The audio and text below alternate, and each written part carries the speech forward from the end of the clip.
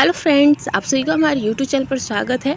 आज से हम स्टार्ट करने वाले हैं आपका वन लाइनर सीरीज़, जो कि आपके बीपीएससी, बीएसएससी जितने भी एग्ज़ाम आपके होते हैं, इनके जो प्रीवियस ईयरली एग्ज़ाम हैं, जो पिछले आपके 32 सालों से जो भी लगभग पूछे गए हैं क्वेश्चंस, लगभग आपके जो क्वेश्चंस होंगे वो 15,000 से ऊपर प्रश्नों का ये संकलन है।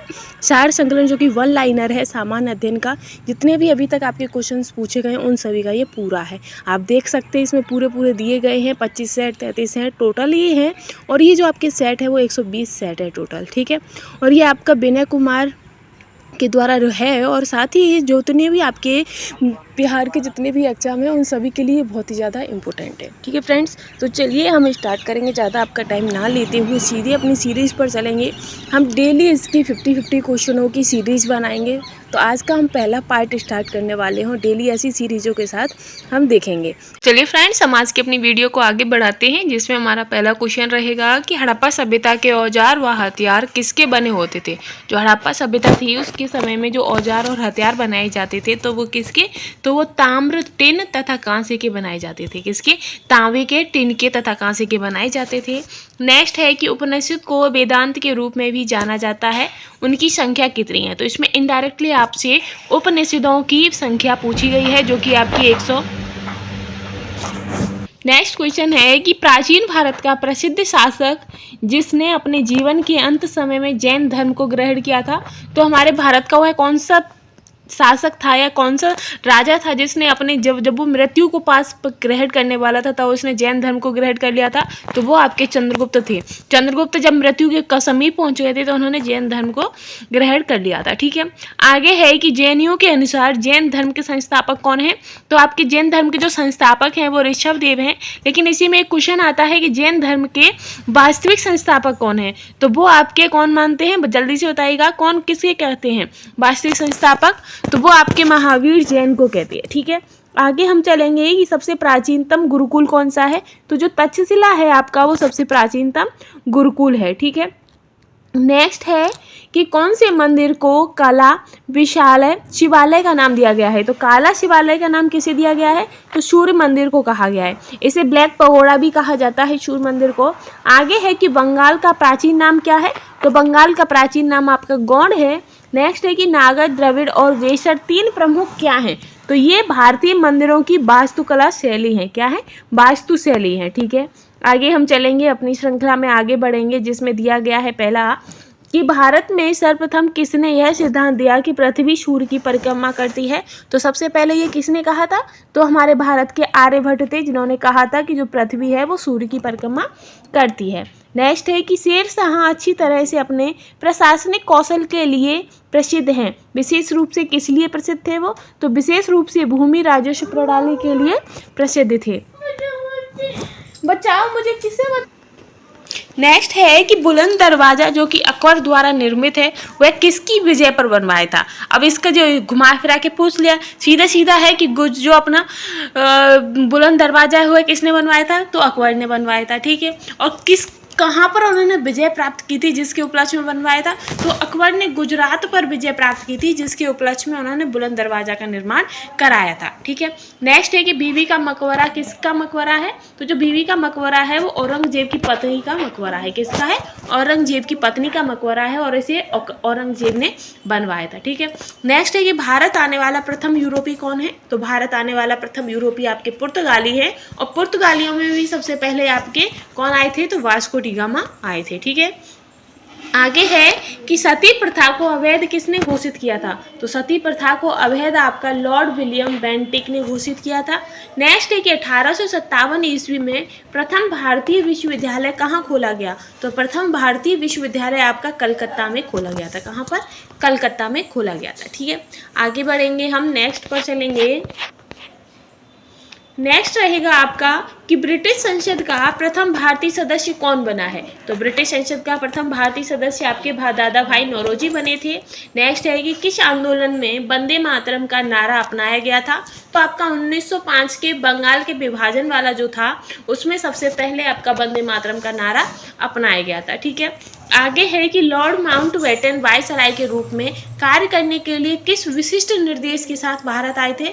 तो वो भारतीय उपमहाद्वीपों के किसी क्षेत्र को छोटे छोटे विरोधी राज्य में विभाजन करने के लिए आए थे, ताकि जब वो छोटे छोटे विरोधी राज्य हो जाएंगे तो वो आप आसानी से उन राज्यों पर अपना कब्जा कर पाएंगे।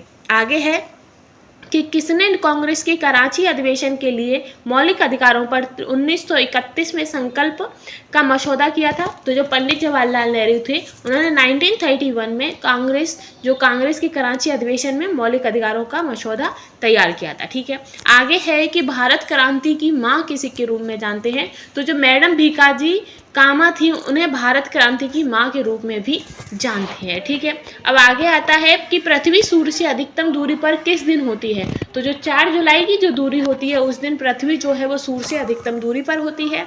आगे है कि पृथ्वी की सतह पर खींचा गया सबसे बड़ा वृत्त कौन सा होता है। तो जो सबसे बड़ा वृत्त है वो आपका भूमध्य रेखा होता है। कौन सा होता है? भूमध्य रेखा। ठीक, आगे है आपका कि यदि दो स्थानों के समय में 2 घंटा 20 मिनट का अंतर हो तब उनके देशांतर में कितना अंतर होगा। तो उनके देशांतर में 35 डिग्री का अंतर होगा। ठीक है, आगे हम चलते हैं कि ध्रुव क्षेत्रों में अति तेज व बर्फीली ठंडी बहने वाली वायु को क्या कहते हैं।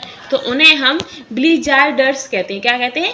ब्लीजार्डर्स कहते हैं। जो ध्रुव क्षेत्रों पे जो ठंडी ठंडी और तेज हवाएं चलती हैं उन्हें ब्लीजार्डर्स कहते हैं। ठीक है, आगे है कि जिन वृक्षों की जड़ें कम गहरी होती हैं उनका किस जलवायु से संबंध होता है। तो उनका संबंध भूमध्य रेखीय जलवायु से होता है। और जो वृक्षों की जो जड़ें जो होती है काफ़ी गहराई तक जाती हैं तो वो मरुस्थलीय क्षेत्रों के होते हैं, क्योंकि वो पानी की खोज में काफ़ी भीतरी तक चली जाती हैं। और जो भूमध्य रेखीय जलवायु होती है वहाँ पर उन्हें ऊपर ही पानी मिल जाता है, जिसकी वजह से उनकी जड़ें ज़्यादा गहरी में नहीं जाती हैं। ठीक है, आगे है कि कहाँ तापमान साल भर में 10 डिग्री से ऊपर पर वृद्धि नहीं करता है। तो जो आपका टुंड्रा प्रदेश होते हैं, टुंड्रा जलवायु होती है, वहाँ पर जो आपका तापमान होता है वो साल भर 10 डिग्री से ऊपर नहीं जाता है। आगे चलेंगे कि पैटागोनिया किस रेगिस्तान का उदाहरण है। तो जो आपका पैटागोनिया जो है वो आपका मिडलेटिट्यूड रेगिस्तान, ये तो बहुत अजीब सा नाम है, मिडलेटिट्यूड रेगिस्तान। ठीक है, नेक्स्ट है कि कौन सा देश विश्व का प्रमुख कोयला उत्पादक देश है। तो वो आपका चीन है। इसके बाद है कि पवन शक्ति का प्रमुख उद्योग कौन सा है। तो वो आपका हाईलैंड है। फिर है कि विश्व की सबसे लंबी पर्वत श्रृंखला कौन सी है। तो वो आपकी एंडीज पर्वत श्रृंखला है। इसके बाद है कि कौन सा एक सागर बिना तट का है। तो जो सारगेसो सागर है वो बिना तट का सागर है। ठीक है, आगे हम चलते हैं। आगे है कि कौन सी नदी भूमध्य रेखा को 2 बार काटती है। तो ये कांगो नदी है और ये काफ़ी बार पूछा गया है क्वेश्चन, इसे डैश लेकर रखिएगा। आगे है कि विश्व की सबसे बड़ी खाड़ी कौन सी है। तो विश्व की सबसे बड़ी खाड़ी आपकी मैक्सिको की खाड़ी है। ठीक है, आगे है कि विश्व की सबसे अधिक लंबी अंतर्देशीय जलमार्ग कौन सा है। तो वो आपका मिसिसिपी नदी प्रणाली है। आगे है कि 9 डिग्री चैनल किसको अलग करती है। तो जो 9 डिग्री चैनल है वो आपका लक्षद्वीप तथा मिनिकॉप को अलग करती है। ठीक है, नेक्स्ट हम आगे चलते हैं कि भारत में समुद्र तट को छूने वाले राज्यों की संख्या कितनी है। तो वो आपकी 10 है। नेक्स्ट है कि डीजल के रेलवे इंजन कहाँ बनते हैं। तो डीजल के रेलवे इंजन आपके वाराणसी में बनते हैं। आगे है कि साइना नेहवाल किस खेल से संबंधित है। तो जो साइना नेहवाल है वो आपकी बैडमिंटन खेल से संबंधित है। आगे है कि भारत का रेलवे नेटवर्क विश्व में चौथा सबसे बड़ा नेटवर्क है। इसे बड़े 3 कहाँ के हैं, यानी कि चौथा तो हमारा भारत का हो गया और पहला कौन सा है। तो पहला रूस का है, फिर यूएसए का है, फिर कनाडा, फिर उसके बाद हमारे भारत का नंबर आता है। ठीक है, आगे चलते हैं कि जो शक संबंध है उसका प्रथम मास कौन सा है। तो उसका प्रथम मास आपका चैत्र है।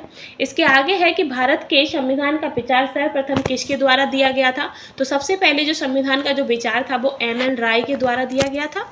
आगे है कि सरकार के संसदीय रूप में राज्य की वास्तविक शक्ति किसमें निहित है। तो इसकी जो वास्तविक शक्ति होती है वो मंत्रिपरिषद, जिसकी अध्यक्षता प्रधानमंत्री के द्वारा हो, उसमें निहित होती है। ठीक है, आगे है कि शब्द सोशलिस्ट भारतीय संविधान की प्रस्तावना में जोड़ा गया था। तो वो कौन सा शब्द है। तो वो है आपका आर्थिक व राजनीतिक स्थिति में असमानता को समाप्त करने हेतु। ठीक है, आगे हम चलेंगे। फ्रेंड्स, अगर आपको हमारा कंटेंट अच्छा लगता है, पसंद आता है, तो प्लीज़ चैनल को लाइक शेयर एंड सपोर्ट भी करते चलिएगा। और यदि आप हमारे चैनल पर पहली बार आए हैं तो सब्सक्राइब करना बिल्कुल भी ना भूलें। आगे है कि कौन भारत के राष्ट्रपति के विरुद्ध महाभियोग की कार्रवाई चला सकता है। तो जो संसद का कोई भी जो सदन है वो राष्ट्रपति के विरुद्ध महाभियोग की कार्रवाई चला सकता है। आगे है कि कौन राज्यसभा का सदस्य था जब वह पहली बार भारत का प्रधानमंत्री बना। तो जो इंदिरा गांधी थी वो राज्यसभा की सदस्य थी जो सबसे पहले भारत की प्रधानमंत्री नियुक्त हुई थी। नेक्स्ट है कि लोकसभा का प्रथम अध्यक्ष कौन थे। तो लोकसभा के प्रथम अध्यक्ष आपके जीवी मावलंकर थे। आगे है कि सार्वजनिक खाता समिति का अध्यक्ष किसके द्वारा नियुक्त होते हैं। तो वो आपके लोकसभा अध्यक्ष के द्वारा नियुक्त किए जाते हैं। नेक्स्ट है कि उच्च न्यायालय के जजों न्यायाधीशों की संख्या कौन निर्धारित करता है। तो ये भी आपके राष्ट्रपति निर्धारित करते हैं। नेक्स्ट है आपका कि देश में सुरक्षा प्रेस द्वारा मुद्रा नोट की प्रिंटिंग के लिए आवश्यक विशेष कागज कहाँ उत्पादित होता है।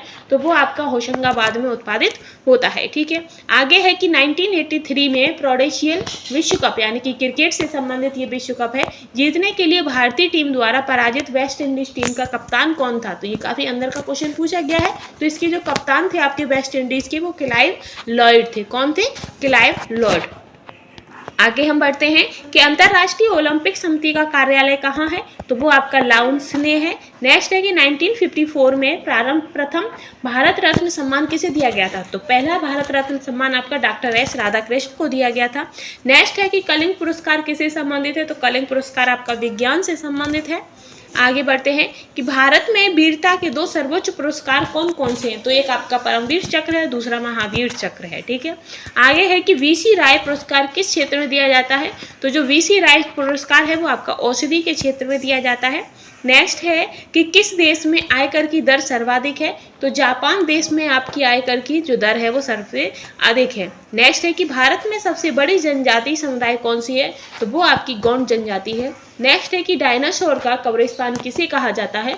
तो डायनासोर का कब्रिस्तान आपका मोन्टाना को कहा जाता है। किसको? मोन्टाना। ठीक है, आगे है आपका कि कौन सी गैस सूर्य में प्रमुखता है। तो सूर्य में प्रमुखता है आपकी हाइड्रोजन गैस है। नेक्स्ट है कि समुद्री जल वर्षा के जल की अपेक्षा अधिक खारा होता है। क्यों? क्योंकि नदियां भूमि से लवण लाती हैं तथा समुद्र में मिला देती हैं, जिसकी वजह से जो समुद्र का पानी होता है वो काफी खारा या नमकीन हो जाता है। ठीक है, आगे है कि वह तत्व जो प्रकृति में नहीं मिलता परंतु इसे कृत्रिम रूप से बनाया जाता है। तो वह कौन सा तत्व है। तो वो आपका है प्लूटोनियम। क्या है? प्लूटोनियम। नेक्स्ट है कि एड्स का जीवाणु या वायरस किसके विकास को प्रभावित करता है। तो ये हमारे जो रक्त में टी सेल्स होते हैं उसके प्रभाव को बंद कर देता है। आगे है कि किस विटामिन में हार्मोन होता है। तो जो विटामिन डी होता है उसमें हमारा हार्मोन होता है। अगर हमारी बॉडी में विटामिन डी की कमी हो जाती है तो हमारी हड्डियों में दर्द होने लगता है। क्या? हड्डियों में दर्द होने लगता है। आगे है कि लाइफ लाइन एक्सप्रेस क्या है। तो जो लाइफ लाइन एक्सप्रेस है वो भारत में रेल परिचालन पर विश्व का प्रथम चिकित्सालय है। क्या है? विश्व का प्रथम चिकित्सालय। तो फ्रेंड्स, आज की हमारी सीरीज यहीं समाप्त होती है। यदि आपको हमारा कंटेंट अच्छा लगा हो तो प्लीज़ चैनल के साथ बने रहिएगा, और यदि आप हमारे चैनल के साथ पहली बार आए हैं तो प्लीज़ चैनल को लाइक, शेयर एंड सब्सक्राइब करना बिल्कुल भी ना भूलें। Thanks for watching.